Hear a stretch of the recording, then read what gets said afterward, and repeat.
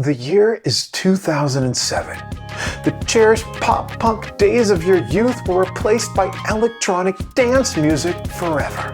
But what if there's a way to keep some of those sick bass drops without sacrificing the precious emo angst of your youth? Let's get started.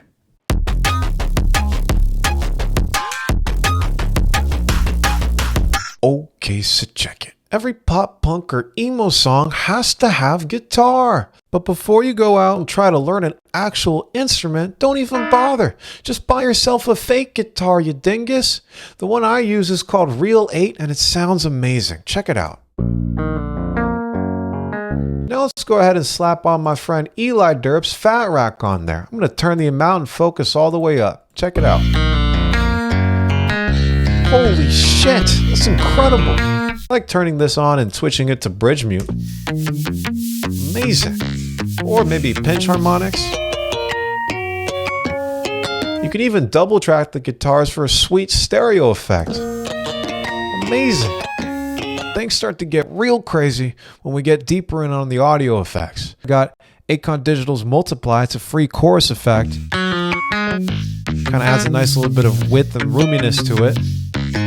On this more plucky percussive sound, I got Multiply again, but then I also have just the stock Ableton reverb, and here I'm automating the dry wet to kind of create these reverb swells in the groove. Check it out. Oh, wowzers. And if I want even more reverb, nothing beats good old Valhalla Shimmer. Check this out. I got these sweet guitar arps. Let's open up Valhalla, turn that shit on the bright hall setting. Oh my god, that's beautiful. And if I really want to up the etherealness, I'll use this other plugin called the Blee-Ass Granulizer for a sweet pitched delay effect. Oh, so beautiful. Oh. But enough of the soft and pretty stuff. What about some crunch, some grit, some of that emo angst? Well, for this, there's plenty of options. So Eli's Fat Rack comes with this handy dandy distortion knob. But if you don't have that, Ableton's pedal is also a great option. Check it out. I like to switch it to the fuzz setting and crank the gain. Holy shit, that's crunchy. Another great option for amp simulation is this awesome plugin called Emissary. Let's turn it on and off to hear the difference. On. Oh, here we go. And another way to up the crunch even further is actually using Redux. So if you turn this on and turn the bits all the way down, at one it seems to mute completely, but if you turn on DC shift, oh, wowzers. Another one of Eli Derp's fantastical creations is this Gabriele effect rack. Basically, if you open this shit up, it's just a bunch of choruses stacked together, and if you crank the dry wet, holy shit! Just creates this super insane metallic feedback effect. So I've been automating that. Check this out. And if I want to get a really fast, crunchy, choppy effect on the guitars, nothing beats this Blee-Ass Dragonfly. Check it out. If I crank the dry wet, you can hear it kind of spinning and crunching out of control. And sometimes I just want to get a little lo-fi. So for that, I use this free Max for Live device called Color. If I crank the age all the way up, well, all of a sudden I just want to do my homework to this. This is great. And to get even more lo-fi, I love this plugin called Sketch Cassette. I'm going to crank the Warn all the way up and crank the dep on the dropouts for this kind of randomized auto-panning effect. It's beautiful. Alright, so that's about it for my guitars, but what about some booty bass? So here I'm starting with the E Instrument Studio Bass on the classic bass pick amp preset. Add some serum effects to widen up the sound, add some distortion. Multiband to take out some low end and compress the highs. Come back to this gate, but let's put on this EQ to kind of put on this little bandpass effect. Skip the Redux, add my boy Eli's Fat Rack again. Holy shit, that sounds ridiculous. Add the Redux back in, adds a lot of white noise to it. And just to clean up that noisy tail end of each note, I'm going to put a gate on The gate really cuts it up, makes it sound a lot more choppy and electronic. Next up, we have fucked bass number 1. The core of this sound is actually real 8s again, so I'm actually using a guitar for this. If I slap on Redux on there and Emissary, it sounds a lot crunchier. Eli's Fat Rack again, of course. Because we're compressing this so hard, we're hearing that reverb tail at the end of each note. Again, I'm going to use that gate to cut that out. All right, let's hear these two fucked basses together. And then last but not least, let's add even more ridiculous amounts of processing on the group. Holy! But to really make this hit hard in the club, we need some sweet sub underneath all this. Now, a good sub is like a push-up bra. It just naturally enhances what you already have on top. So here I'm just using Sweet Serum, and all I have here is the sub on the second oscillator shape. So here's what it sounds like without the sub. Now let's put that sub back in. Oh shit, I can really feel that. Now just to give the EDM kids a little something more to chew on, I sometimes intersperse some bass whomps in there. Oh wowzers! Wow, Underbelly, it's a great sound you must have made. Haha.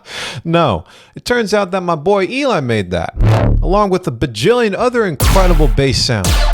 Alright, enough about that booty bass. Let's take a look at the drums. What you're about to hear is the most complicated, intricate drum beat I've ever created. Check it out. Now, if you think that's crazy, check out the effects chain I have on these drums. Kick. Snare. You don't need to process the shit out of these splice sounds. The sound designers already did that for you. Now, the one bit of true processing that I do have here is on the drum group. I got that newfangled saturate again just to slice off those peaks, make the volumes of the drums a little bit more even. But that's about it. And just to make my drums sound super punchy and fat in the mix, I've basically put everything except for the drums into one big group and slapped the Duck Buddy on there. This is a MIDI sidechaining Max for Live effect. It's free and it just makes everything sound super punchy. So here's what the mix sounds like without the sidechain and with. Ooh, that slaps. Nothing delivers that emo angst more than whining incessantly into a microphone. But mere words can't communicate my pain, only moans can.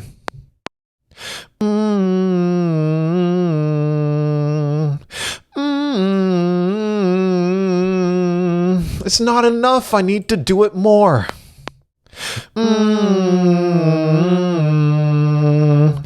Now let's pan these moans left and right. Okay, that's nice, but just to make this a little bit more palatable, I'm going to use this free auto-tune plugin called M Auto Pitch. Maybe turn up the width a little bit. Okay, but let's squash the shit out of it with the Fat Rack. Maybe add some pedal on the fuzz setting for some extra distortion. EQ to take out the low end. And fuck it, let's just fatten it up again. Holy shit, let's hear that in the mix.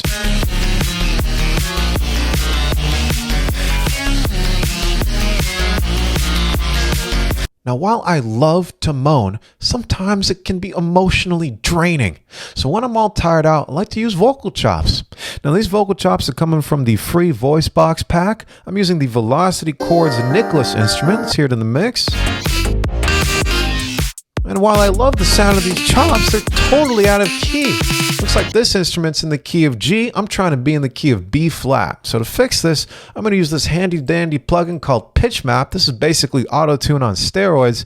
And I'm going to change the key to B flat minor. Let's take a listen. Oh, so much better. Now, just to have these vocals occupy a wider stereo space, I'm going to use this free Ozone Imager plugin. Make sure Stereo Eyes is turned on and crank the width. Oh, so wide. I love that girth. And just to have a little bit of call and response action, I have another vocal chop track with the exact same processing, just doing a different melody. Alright, so we've covered guitars, bass, drums, vocals, all the emo and punk components we need. How do we master this shit to sound ultra fat and in your face? I know what you're thinking. We probably need like 3 different kinds of EQs, 6 kinds of compression, a bajillion OTTs. No!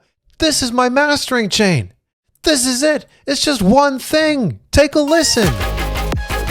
It's that same goddamn newfangled saturate hard clipper. And to be honest, you don't even really need this shit. You could just put a utility on the master, crank up the gain till it's as loud as you want, and call it a day. Who cares if it's clipping? At this point, we've processed and added so much saturation and compression to all our individual tracks that on the master, all you really need to do is crank the gain and clip to the degree you want, and that is it, folks. That, my friends, is punk music. Thanks for watching. You can check out the entire EP by clicking the link in the video description. I'm Underbelly. Have a great day.